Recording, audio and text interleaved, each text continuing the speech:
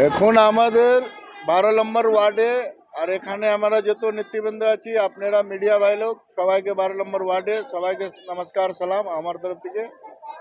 এখন আমরা যে যত ক্যান্ডিডেট প্রার্থী হওয়ার পরে এখানে অন্যান্য স্বার্থে 12 নম্বর ওয়ার্ডে এখন 50টা পরিবার জয়েন করেছে। করমদিঘি থেকে নিয়ে এখানে টাউন পর্যন্ত একটা কংগ্রেসের অনেক আশাবাদ আর আশীর্বাদ পাচ্ছি। আর আমরা এবার ভালো ভোটে জয় করব। বিরোধী পক্ষ কাকে মনে করছেন?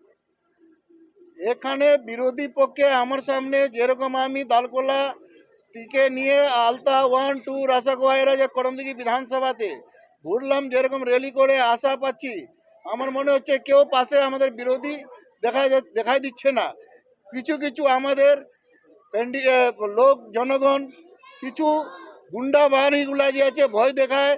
একটু আমাদের সিপিএমে যে ক্যান্ডিডেট হয়েছেন ভালো লোক উনি হাজি সাহেব, উনাকে সিপিএমে যাওয়ার পরে মানুষ খাপায় আছে, মানুষ একটা লোকাল বলে চুপচাপ আছে। মানুষ আমাদেরকে ইশারা আশাবাদ দিচ্ছে আপনারা চুপচাপ থাকেন, ইভিএম টিপে 23 এপ্রিলে আপনি বুঝতে পারবেন রেজাল্ট কীরকম কংগ্রেসের হাত ছাপে রেজাল্ট হবে, ওই দিনকে পাতা চলে যাবে সবাইকে।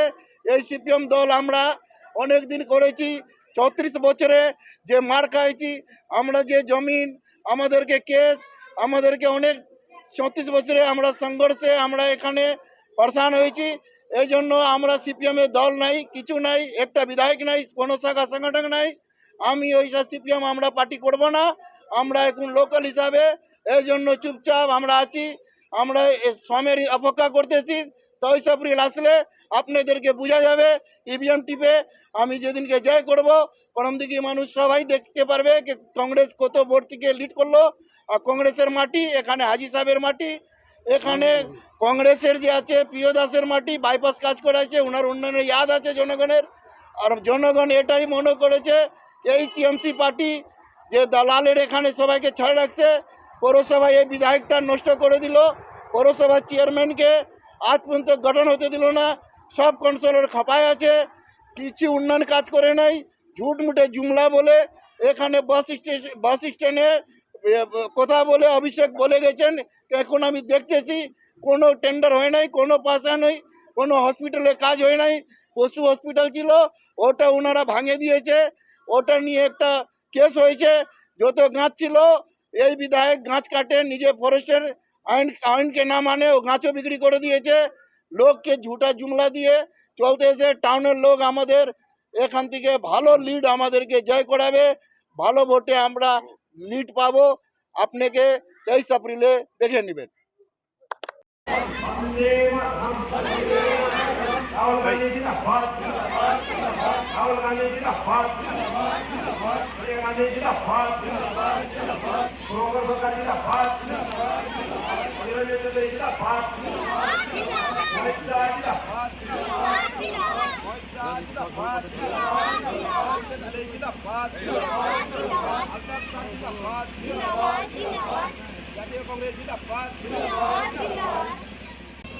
উনি যখন ধরে দাঁড়িয়েছেন এই পরিস্থিতি দেখছেন যে করমদিঘিতে বাস স্ট্যান্ড করবো, ডালকোলাতে সুপার স্পেশালিটি হসপিটাল করবো, করমদিঘিতে যে গ্রামীণ হাসপাতালটা রয়েছে সেটা নাকি স্টেট জেনারেল হসপিটাল করবো।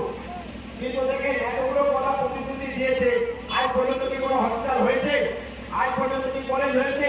ডালকোলা বাস স্ট্যান্ডটা তৈরি হলো? এমনকি উনি আমাদের জনসাধারণের দাবি ছিল যে স্টেট বাসকে ডালকোলা বাস স্ট্যান্ডে পুরাতন বাস স্ট্যান্ড সেই দিক দিয়ে বাসকে চালাতে হবে, অথচ উনি সেই কথাও রাখতে পারেনি। উনি আবার এসএসসির ভাইস চেয়ারম্যান। আজ পর্যন্ত যে ডিমান্ডটা ছিল ডালকোলা বাসের ক্ষেত্রে যে বাস স্ট্যান্ডটা পুরানো বাস স্ট্যান্ড হয়ে আসবে, ওখানে বাসের স্ট্যান্ডিং হবে, কিন্তু সেটাও তিনি করতে পারলেন না। সকাল ধরে উনি কি করেছেন? মানুষের সুবিধা তো করতে পারেননি।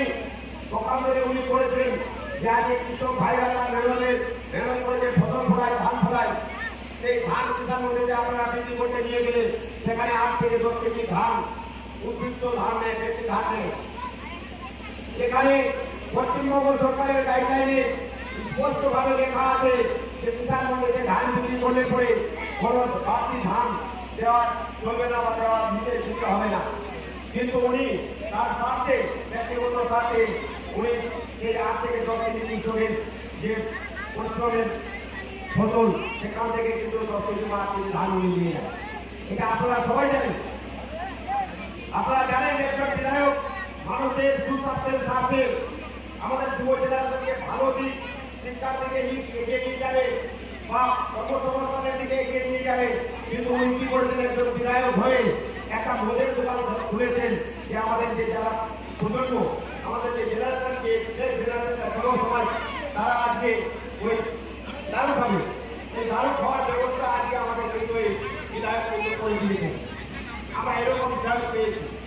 উনি সব জায়গায় কাটমানি করছেন। আজকে পৌরসভায় যে ঠিকাদাররা কাজ করে, তারা পয়সা ইনভেস্ট করেছে কাজ করে, সেই ঠিকাদারদের কাছে জিজ্ঞাসা করুন, তারা কিন্তু আজকে অসুবিধা ভোগ করছে। কারণ যে ঠিকানে তারা 2 টাকা লাভের জন্য ইনভেস্ট করে ঠিকাদারি করে সেইখানে গতকাল এসে ওই ঠিকাদারিকে বিশাল বড় অঙ্কের একটা কাটমানি আগে নিয়ে নেয়, টেন্ডার হওয়ার আগে কাটমানি দিতে হবে। অথচ যারা যে ঠিকাদারের যে প্রাপ্য সে কাজ করে 2 পয়সা ইনকাম করতে বেকার ছেলে, সেখানেও তিনি ভাগ বসিয়েছে এবং কাজের মানটাকে খারাপ করছে। তারপরে আপনারা দেখেন রাজ্য সরকার এই যে এসআইআর যে হলো আমাদের এখানে, মমতা ব্যানার্জি পরিষ্কারভাবে বললো যে আমি জীবিত থাকতে এসআইআর হতে দিব না, কিন্তু এসআইআর হলো।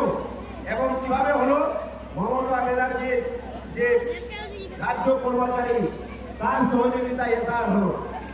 আজকে অন্যান্য রাজ্যে যেখানে কংগ্রেস শাসিত রাজ্যগুলো আছে সেখানে কিন্তু ওরা বিধানসভা আইন পাস করে কিন্তু এসআইআর হতে দেয়নি।